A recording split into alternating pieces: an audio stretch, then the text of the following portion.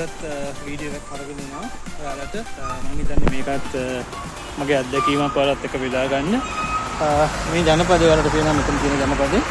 මේ ජනපදේ බෞද්ධ දවසක හුළඟට මේ අපිට තියෙන ෆ්ලෙක්ස් එකත් එක්ක ඇවිල්ලා මේක පල්ලෙහාට වැටිලා තිබුණා.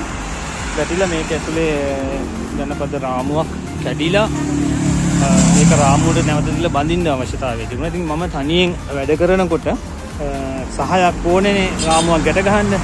ඉතින් ඒකට මම පොඩි උපකරණයක් හදාගත්තා. ඉතින් මේ උපකරණය වලට පෙන්වන්න යන්නේ.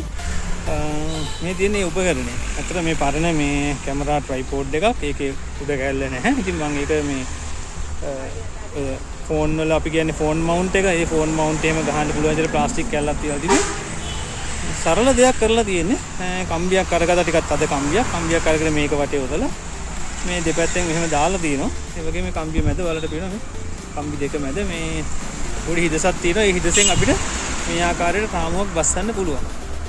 ඉතින් ඔය ආකාරයට රාමුව බස්සලා අපිට මේ වැඩේ කරන්න පුළුවන්. ඉතින් අද අර කැඩිලා තිබුණ වද රාමු දෙකක් මම මේකට දාලා මෙස්සොත් ඉන්නකොටම අරගත්ත අරගෙන ඒ රාමු නැවත කෙහෙල් පට්ට වලින් ගැට ගැහුවා. ඉතින් මම හිතනවා මේ වැඩේ ඔයාලටත් කරගන්න පුළුවන්. මම හිතනවා කාට හරි මේ අත්දැකීම ප්‍රයෝජනවත් වෙයි කියලා. ඉතින් මේ වගේ නඩත්තු කටයුත්තක් ඔයාලටත් කරගන්න ඒ උපකරණය ප්‍රයෝජනවත් වෙයි. ඔයාලටත් මේ වගේ අත්දැකීමක් ලැබුණ දිනවක මේක හදලා තියෙන ක්‍රමවේදය හිතාගත්තා නම් බොහොම සරල ඇටවුමක් ඒක.